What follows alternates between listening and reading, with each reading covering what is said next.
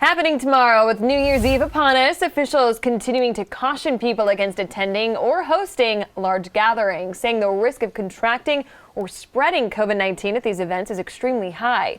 Tonight, we're learning more about how local police will be stepping up to enforce Governor McMaster's policies.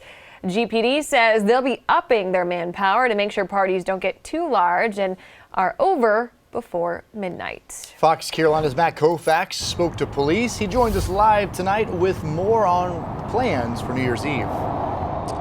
Yeah, Cody, Tori, you're used to seeing cops out on the roads on New Year's Eve. There's going to be more downtown this year than maybe ever before. And the city says these strict enforcement measures aren't designed to squash what some might perceive as their right to choose how they spend their New Year's Eve holiday, but rather to keep them healthy, possibly even keep you alive, with COVID-19 numbers reaching new heights in Greenville County, and police adding that it's their job to enforce the governor's orders, and they intend to do so.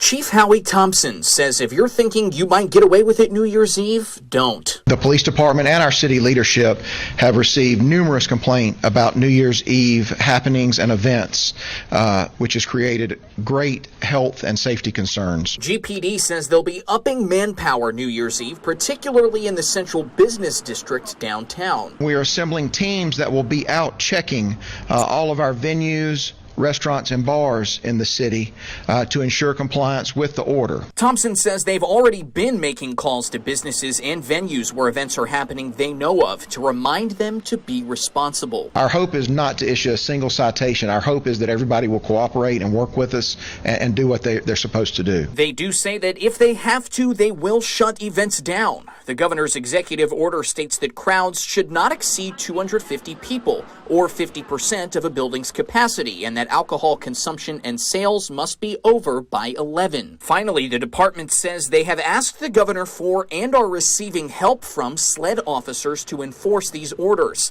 Thompson says the staggering COVID-19 numbers and about 30% positivity rate in Greenville County are no joke, and it's time people took this seriously. And the common sense is, just like Dr. James said, stay at home, sit in the comfort of your own home, and have your drink at midnight.